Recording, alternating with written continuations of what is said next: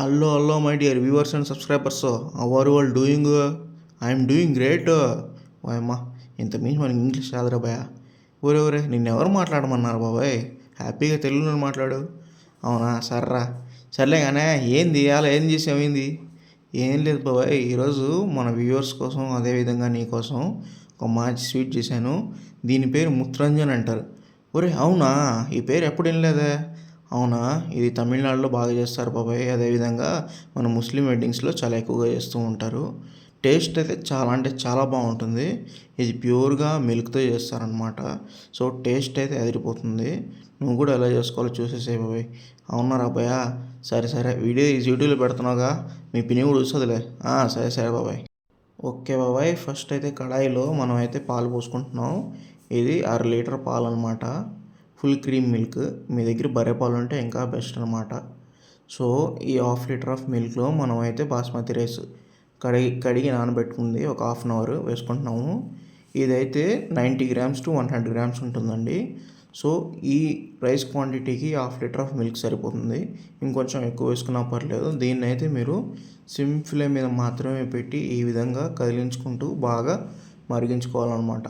So ఈ ప్రాసెస్లో మనకైతే బియ్యం బాగా ఉడికిపోతుంది, బాగా మెత్తగా అయిపోవాలి. సో ఈ విధంగా సిమ్ ఫ్లేమ్ మీద మనం అయితే ఉడికించుకోవాలండి. చూస్తున్నారు కదా, ఈ విధంగా కొంచెం కొంచెంగా ఉడుకుతూ ఉన్నప్పుడు మనం అయితే కదిలించుకుంటూ ఉండాలి ఈ విధంగా. లేదంటే పాలు చిక్కగా ఉన్నాయి కాబట్టి కింద బాగా అడుగంటిపోతుంది. సో మీరైతే జాగ్రత్తగా స్టవ్ దగ్గరే ఉండి చేసుకోవాలి. అదేవిధంగా దీన్ని సిమ్ ఫ్లేమ్ మీద మాత్రమే చేయాలండి. తొందరగా చేసేయాలని చెప్పి హై ఫ్లేమ్ మీద కానీ మీడియం ఫ్లేమ్ మీద కానీ పెట్టి చేశారే అంటే టేస్ట్ అయితే ఉండదు.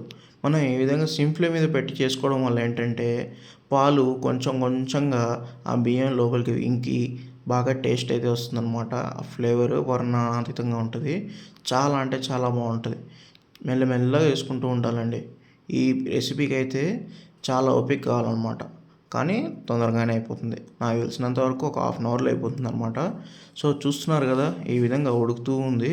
పాలైతే బాగా పీల్చేసుకుంది. రైస్ దగ్గరికి వచ్చేసింది, చూశారు కదా. ఈ విధంగా వచ్చిందంటే ఆల్మోస్ట్ మనకి హాఫ్ రెసిపీ అయిపోయినట్టే అండి. చాలా అంటే చాలా సింపుల్. చూస్తున్నారు కదా, నేను ఈ విధంగా కదిలిస్తూనే ఉన్నాను. ఒక్క సెకండ్ ఆపాను అంతే. కింద అయితే అడుగంటేసింది కొంచెం. సో నేను మధ్యలో ఈ విధంగా గీరి తీసేసాను. చూస్తున్నారు కదండి, మన రైస్ అయితే మొత్తం పాలను పీల్చేసుకొని బాగా ఉడికిపోయింది. చాలా మెత్తగా అయిపోయింది అనమాట. మీరు పట్టుకుంటే కూడా అర్థమవుతుంది అది. సో ఈ విధంగా అయినప్పుడు మనం ఏం చేయాలంటే నెక్స్ట్ పచ్చికోవా యాడ్ చేసుకోవాలండి. ఇది వేసుకునేటప్పుడు మీరు స్టవ్ కట్టేసేయచ్చు, లేదంటే సిమ్ మీదైనా పెట్టుకోవచ్చు. నేనైతే ఇక్కడ స్టవ్ ఆపేసాను. సో ఈ పచ్చికోవాని ఎలా చేసుకోవాలని మొత్తం మన వీడియో మన ఛానల్లో పెట్టేస్తున్నానండి. ప్రీవియస్ వీడియో అదే. మీరైతే చూడకపోతే చూసేయండి ఒకసారి వెళ్ళి. చాలా టేస్టీగా ఉంటుంది మనం ఇంట్లో చేసుకుంటే. బయట నుంచి తెస్తే అంతగా బాగోదు అనమాట.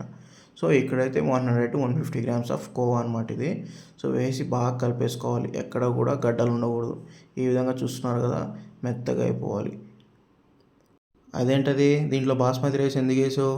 ఈ విధంగా చేస్తే గుజ్జు గుజ్జు అయిపోద్ది కదా, ఇంకా బాస్మతి రైస్ కనిపించేది ఏముంది పొడవుగా, ఎందుకు వేయడం అందుకోసం అంటారా? సో దీంట్లో అయితే మనం బిర్యానీలో కనిపించేదానికి వేయట్లేదండి బాస్మతి రైస్. బాస్మతి రైస్కి దానికంటూ సపరేట్ ఫ్లేవర్ ఉంటుంది. మనం ఆ ఫ్లేవర్ కోసం అయితే వేసుకుంటాం అన్నమాట. సో చూస్తున్నారు కదా, ఈ విధంగా వేసి బాగా కలిపేసుకొని కావాలనుకుంటే ఇంకొంచెం పాలు వేసుకొని ఈ విధంగా చేసుకోవాలండి. ఇంకా లాస్ట్లో అయితే మనం చక్కెర వేసుకున్నాం. ఇదైతే నా టేస్ట్ ప్రకారం వేసుకున్నాను అనమాట. 1 కప్ ఆఫ్ రైస్కి నేనైతే 1 కప్ ఆఫ్ షుగర్ వేసుకున్నాను. మీరు కావాలనుకుంటే ఇంకా వేసుకోవచ్చు. గుర్తుంచుకోండి, మనమైతే షుగర్ లాస్ట్లో మాత్రం యాడ్ చేసుకోవాలి. ముందర వేసామంటే టేస్ట్ మారిపోతుంది. సో ఇప్పుడు షుగర్ వేసిన తర్వాత ఇంకొంచెం వాటర్ లాగా వస్తుందండి. ఇంకొంచెం పలచగా అవుతుంది. సో చూసుకొని మెల్లగా చేసుకోండి. చూస్తున్నారు కదా, కొంచెం కొంచెంగా వాటర్ రిలీజ్ చేస్తూ ఉంటుంది. చూసారుగా, ఒక 2 మినిట్స్కి ఈ విధంగా అయిపోతుంది. ఇందాక చూసారా కన్సిస్టెన్సీ ఎట్లా ఉండిందో, కొంచెం గట్టిగా ఉండింది కదా. ఇదే స్టేజ్లో డ్రై ఫ్రూట్స్ అయితే యాడ్ చేసుకోవాలండి మనం. నేనైతే ఇక్కడ ఒక 5 టైప్స్ ఆఫ్ డ్రై ఫ్రూట్స్ వేసుకున్నాను. పిస్తా, బాదం, కాజు. ఇది వచ్చేసి చిరోంజి అంటారండి దీన్ని. కింద బ్రౌన్ కలర్లో కనిపిస్తుంది కదా, సారపప్పు అంటారు తెలుగులో. అదేవిధంగా వాటర్ మెలన్ సీడ్స్. సో ఇవి లేకపోయినా మీరు వేసుకోవచ్చు, ఏమైనా మీ ఇష్టం అది. ఇవి వేసుకుంటే బాగుంటుంది. ముఖ్యంగా చిరోంజి వేసుకుంటే చాలా టేస్ట్ వస్తుందండి. నాకైతే పర్సనల్గా చాలా ఇష్టం ముత్రంజన్లో, అందుకని చెప్పి వేసుకున్నాను. సో అదనమాట అండి, అంతే. ఇది వేసుకున్న తర్వాత మీకు ఎంత కన్సిస్టెన్సీ కావాలో అంత పెట్టుకొని ఇంకా ఆపేసుకోవడమే. నేనైతే ఈ కన్సిస్టెన్సీ పెట్టుకుంటున్నాను. ఎందుకంటే మనం దించిన తర్వాత కొంచెం గట్టిగా అవుతుంది. ఇప్పుడు మన last and most important step అండి, కండెన్స్డ్ మిల్క్ యాడ్ చేసుకోవాలి. నేనైతే ఇక్కడ అమూల్ బ్రాండ్ వాళ్ళది మిఠాయి మేట్ తీసుకున్నాను. మీరైతే నెస్లేలో మిల్క్ మేడ్ అని వస్తుంది, అదైనా తీసుకోవచ్చు. లేదంటే మిల్క్ మిస్ట్లో కూడా వస్తుంది. పేరు ఏదైనా కానీ కంటెంట్ అదేనండి. సో మనకు కావాల్సింది కండెన్స్డ్ మిల్క్. ఈ కాలంలో ఎక్కడైనా దొరికేస్తుంది, సూపర్ మార్కెట్స్లో చాలా ఈజీగా దొరికేస్తుంది అనమాట. సో ఈ విధంగా వేసుకొని తీసేసుకోండి. సో ఇది ఎంత వేసుకోవాలంటే మనం వేసుకుంది 100 grams of rice, 100 grams of sugar కదండి. సో అందుకని చెప్పేసి 150 to 200 గ్రామ్స్ వేసుకోండి. జాగ్రత్తగా చూసి వేసుకోండి, ఎందుకంటే దీంట్లో అయితే షుగర్ ఉంటుంది. అందుకనే నేను అక్కడ వన్ కప్ ఆఫ్ షుగర్ వేసాను, గుర్తుంచుకోండి. అది మాత్రం చాలా ఇంపార్టెంట్. లేదంటే మీకు స్వీట్ చాలా తీయగా అయిపోతుంది, దాని తర్వాత అసలు నోట్లో పెట్టలేరు, ఎగుడు కొట్టేస్తుంది. అందుకని చెప్పేసి జాగ్రత్తగా చూసి వేసుకోండి. చూస్తున్నారు కదా, ఈ విధంగా వచ్చేస్తుంది అనమాట. దీని తర్వాత మీకు కావాలంటే కొంచెం ఉడికించుకోవచ్చు, లేదంటే అలాగైనా దించేసుకోవచ్చు. నేనైతే అలాగే పెట్టుకోవడానికి ప్రిఫర్ చేస్తాను. అదేవిధంగా దీన్ని ఫ్రిడ్జ్లో పెట్టేసి ఒక 2 hours కూల్గా తిన్నారంటే ఉంటుందండి నా సామిరంగా, ఇంకైతే వదలరు. అదనమాట సంగతి. Bye bye.